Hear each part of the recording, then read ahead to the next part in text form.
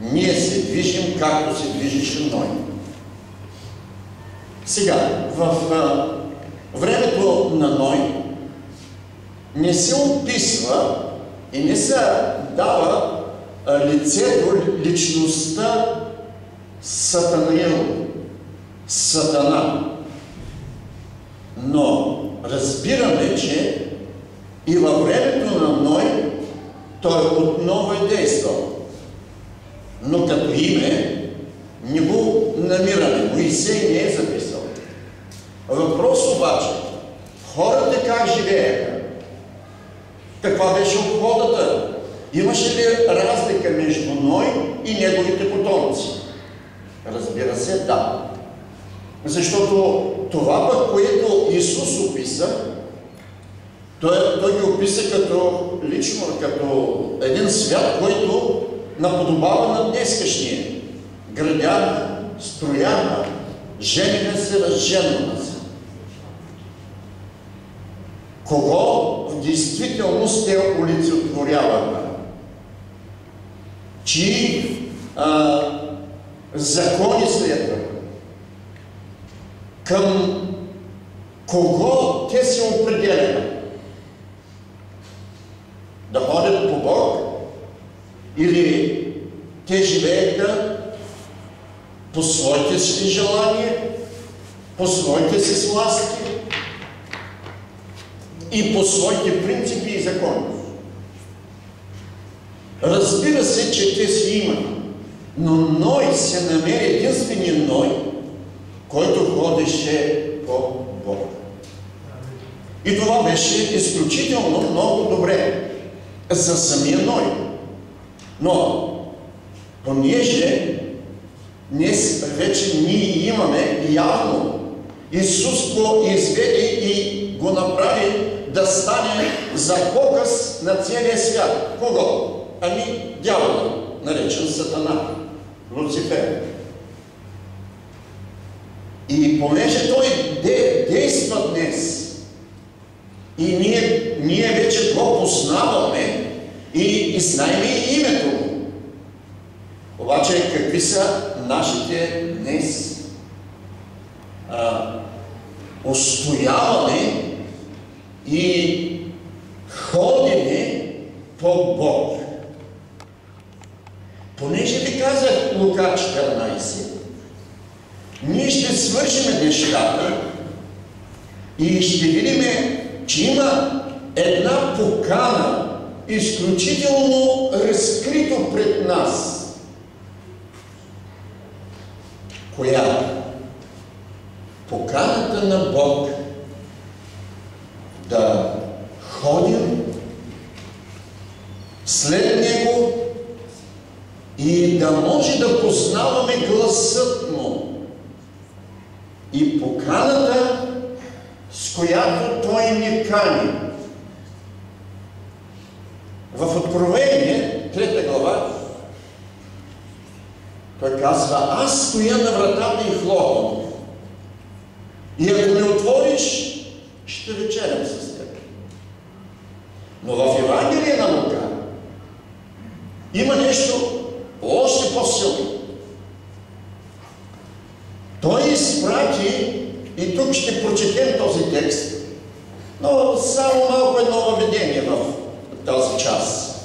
Започнахме с Ной, който откликна на Бог. Тръгна след Бог. Откликна на поканата на Бог. Така мога да кажа. Защото това благовестие днес, което достига до народите и до всички българи, кое е? Елате всички при мен. Елате, обаче, ще срещнем и нещо друго. Какъв е нашият отклик към поканата? И може би в тези дни това, което Бог ни показва, особено в нашата църква, не знае друга как е, малко ще поговорим в тази част, но малко по-късно, Бог го направи нагледно. И аз казвам, че Бог е загрижен за всички нас. Нека го знаем това. И един ден, понеже ще има такъв ден, когато някой ще се опитва да се оправдава, ама аз не чух, ама поканата не можах да разбера дали е точно за мен, или дали така Бог ми прости, че аз не откликнах на поканата, и още много други думи, с които ние можем да внесем някакви оправдания или да търсим пък от друга страна Бог да прости това, което сме извършили и да ни приеме на вечерята. Но това, което Исус посочи като притча тук, в 14 глава от стих 15 до стих 24, ще можем ясно да разберем това, което Исус говори към своите служители, към тези, които го следваха. И тази вечер се оказва, че и ние сме същите. И нека чуем сега. И като чу това, един от седещите с него му каза: блажен онзи, който ще еде хляб в Божието царство. А чуйте какво казва Исус. А той му каза: някой си човек даде голяма вечеря и покани мнозина. И в часа на вечерята изпрати слугата си да каже на поканените: елате, понеже всичко вече е готово. А те всички започнаха единодушно да се извиняват. Първият му каза: отивам на протести. Заангажиран съм. Не. Първият му каза: купих си нива и трябва да изляза да я видя. Моля ти се, извини ме. Другият каза: какво? Купих си апартамент. Купих си 5 впряга волове и отивам да ги опитам дали ще могат да теглят радото или голямата кола. Моля ти се, извини ме. А другия каза: какво другия каза? Да, нещо прекрасно. И това беше чудесно извинение. Днес има същото. И друг каза: ожених се и за това не мога да дойда. И какво става? Той дори не каза и извини. Защото беше толкова развълнуван, беше толкова привлечен от съпругата, която вече имаше, и нямаше време за извинение. А слугата дойде и каза това на господаря си. Тогава стопанина, разгневен, каза на слугата си: излез бързо на градските улици и пътеки и доведи тук сиромасите, недъгарите, слепите и куците. Слугата отвърна: господарю, каквото си заповядал стана и още място има.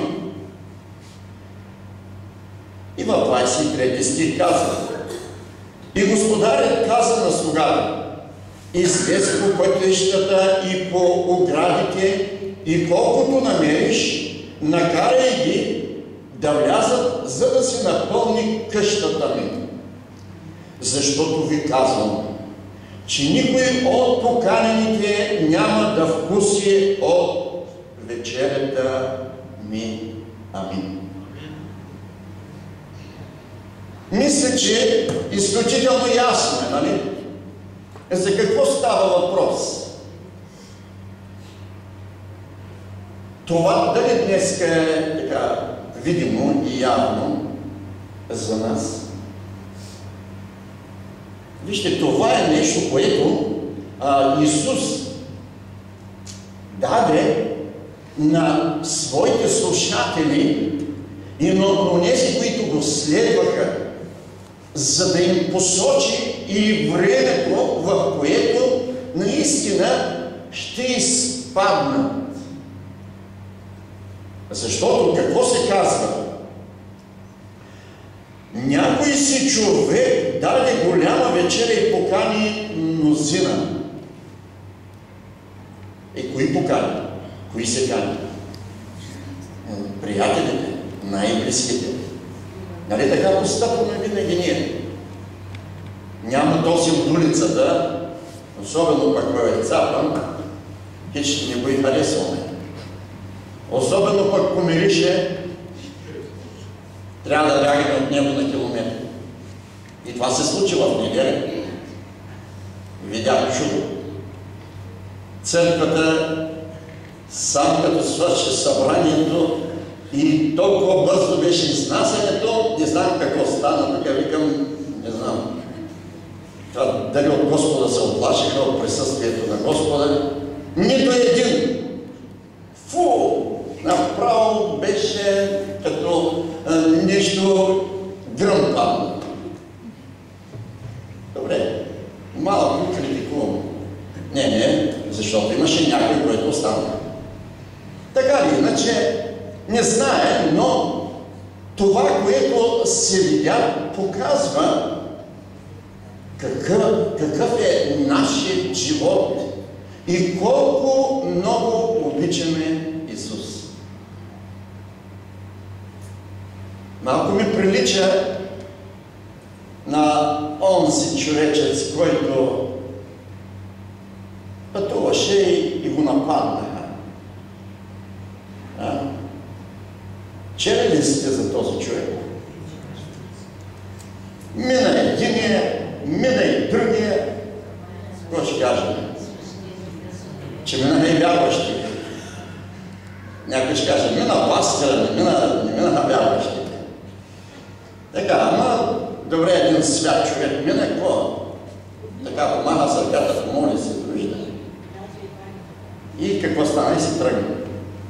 Доста приличахме на това, което беше в неделя. Ще се повтори тази седмица. За другата не знае. Добре, нека Бог да ни благослови, защото тези неща днес и тази притча, този пример, който Исус даде за тези, които стояха и имаха много въпроси. Кой ще влезе в Божието царство? Кога ще дойде Божието царство? И още много други, ама това ти ли си? Това Месията ли е? Това Спасителя ли е? Добре, достатъчно. Такива са въпросите днес. Днес имаме малко по-модерна теология и задаваме си въпроси. Това като че ли сега отшумя от вярващи, най-вече от вярващи, невярващите са малко по-страни, защото говорихме за чиповете, сега говорихме за какво? Говорихме още нещо. Казахме, ами сега папата се смени, че дали другия папа няма да е антихрист. И по интернет се пишат. Сега обаче всичко това затихна, всичко излезе на улицата и всичко какво? Кой сега ще оправи България? Така ли е? Така ли са нашите мисли? Нещо си спомням от пророчеството, видението на Дейвид Уилкерсън. Той казва, че ще дойде точно едно такова време.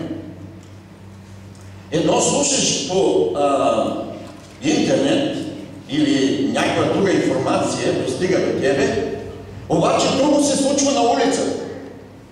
Ами трето се случва в църквата. И кой на къде сега гледа? Дали си в интернет или на телевизора, дали се интересуваме сега какво ще стане, дали чиповете ще сложиме, дали надяваме дясната началото, дали е антихрист, дали ще купувам, дали ще продавам. Други някои започнаха да трепеят, защото утре ще стане това и какво ще правя. Започнаха да мислят. Има много мислители, но нека оставиме онези, които мислят, защото бих разширил още темата, но това е достатъчно, защото във всичко това идва страха. Ами сега, във времето на Антихриста, и сега, ако дойде Антихрист, той фана, че дойде изведнъж в България.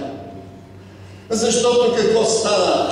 Всичко се пръсна, революции, някои биха, други се самозапалиха и протести и всичко какво става? Вниманието ни натам.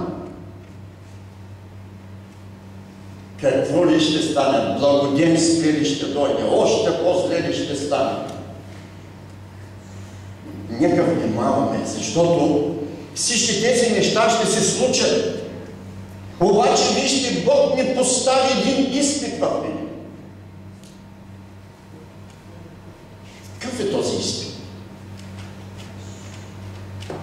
Тук казва, че изпрати слугата си до поканените. Да покани неговите приятели.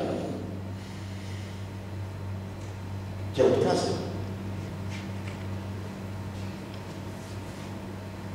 И това бяха, знаете, това бяха хора от висок ранг, от интелигенцията. Може би бяха хора, които са добре облечени. Всичко. И вижте какво става. Може веднага да ги разделя. Изпрати човек до кого?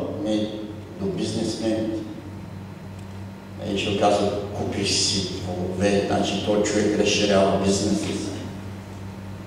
Така от нивото хора.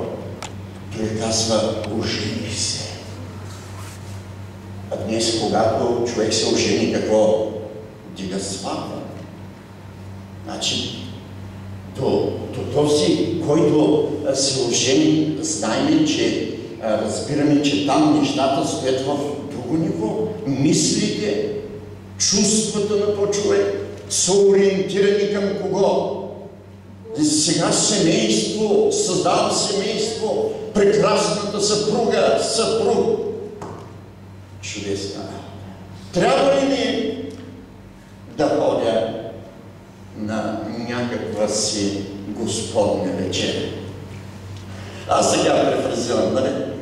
Но нека Бог да ни помогне, защото понякога, много често се случва това, защото Святия Божий Дух идва до нас. Днес има богослужение. Днес е време на поклонение. Днес е време да обърнеш погледът си към мен. Нека Бог да ни благослови. Връщайки се обаче на всички тези, които казахме, че бяха от хората, които кроземите, образованите хора, но така или иначе те се свиха. Всички си имаха своите ангажименти, загрижености и така добре поднесоха извинение. Извинявай. Имам ангажимент. Нещо по-важно, защото тази вечеря винаги мога да дойда. Мога да си прочета и Библията в къщи. Не ме е нужно да отивам на богослужение. Какво стана обаче с господаря на обощението? Какво стана с него? Тогава стопанина, какво стана с него? Чуйте. Прочетете го в стих 21.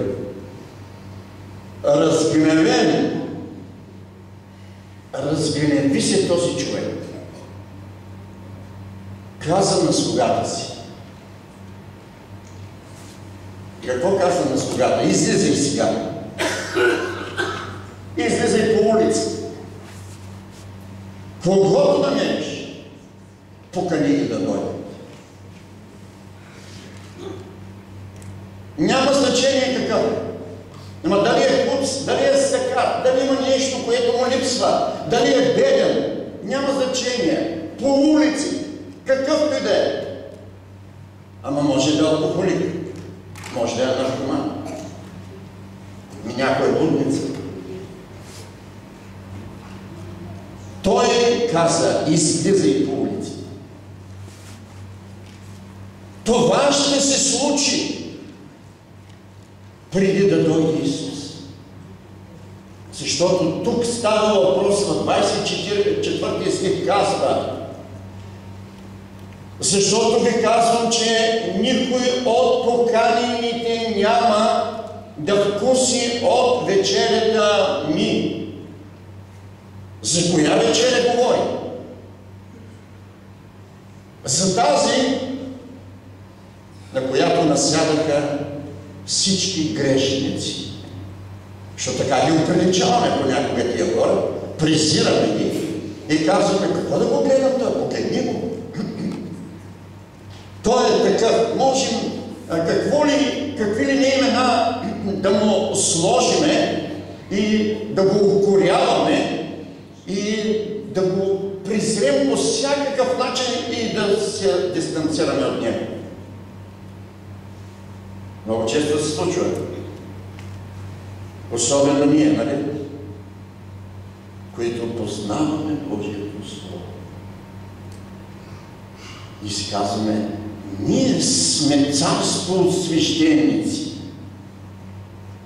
И тук пълно са свещеници.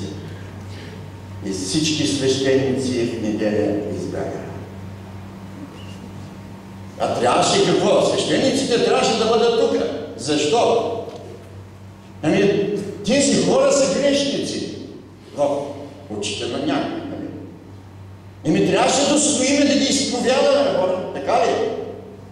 Да се молим за тях. Казано така по нашия 50-тен език.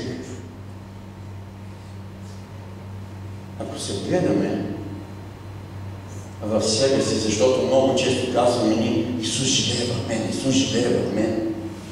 Ама знаете ли, че Исус отиде до всички? И до умрели отиде. И онзи, който вече миришеше, и до него отиде. Отиде до онзи, който беше обхванат от маса нечисти духове. Посрещна и онази жена, която изпращаше своя единороден син, отиваше си. Трябваше вече да го покрива. И там отиде. Отиде до кого? И онзи, който стоеше до капалнята, в капалнята, нали? Знаете ли, че това човек миришеше? Защото нямаше кой какво. Нямаше кой да го бутне, когато водата се размътваше. Нямаше кой да го изкъпе. За да оздравее. Исус отиде и при него. И му каза: слушай, дигни постелката си и си тръгна.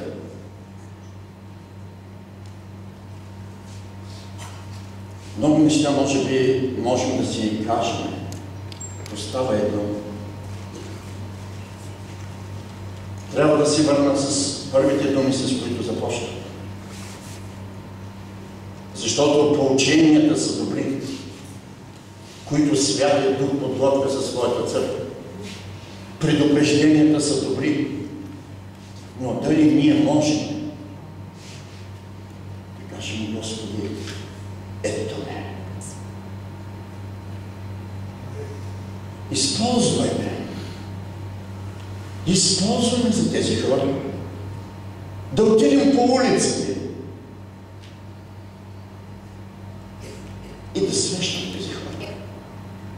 Защото поканените, добре облечените, добре изкъпаните, добре пречистените отпазят. Те се тръгват. Какво ще кажете с онази жена, която беше хваната в самото прелюбодействие и беше заведена при Исус? Казвам тези неща не толкова, че са много подредени, но са важни за нас. Какво казаха тези хора, които стояха множеството отзад?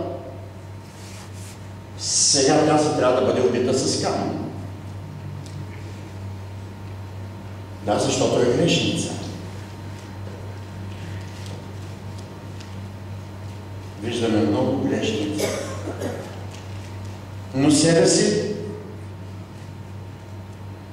какво им каза Исус? Как им отговори?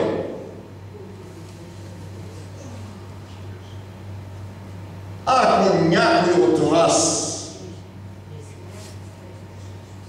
Какво? Безгрешен. Не те бяха всичките светци. Свети бяха. Бяха прекрасно облечени. Всичките бяха толкова красиви. Обаче, какво направи Исус? Той подаде ръка на тази грешница. Той спаси. Те бяха готови да я убият. Как сме ние във времето, в което живеем? Защото ако днес ние обърнем поглед и внимание на живота, който живеем, и това, което Господ изисква от нас, един ден ние всички ще застанем в царството. Ами, тогава той ще попита: гладен бях? Не ме нахрани. Гол бях и не ме облягах. Достатъчно, нали? Някой ще каже: слушай, не ме обвинявай. Аз дадох. Алелуя. Бих подминал това, не мисля, ще много да упоменам в книгата Съдии. Дявола, когато изпрати пратениците до различните до племената на Израел, защото трябваше да се бият. Знаете ли? Те направиха подобно. Извинявай. Писмото пристигна. Имаше мислители. Ама имаше и друг, който стоеше там в кораба, и тези кораби бяха какво? Пълни с тока, и той каза: слушай, над тези пари, отивай там, правите се, наемете някой, аз просто съм ангажиран. Не мога да оставя работата, бизнеса и да тръгна сега да воювам. Дебора, нека се справя, аз ще помогна. Нека Бог да ни благослови. Имаше и мислители. И това бяха ровинците, които много мислеха. Дали е възможно сега? Дали е възможно тази жена да води в битка? Добре, тя дали има план? Дали може това да се осъществява?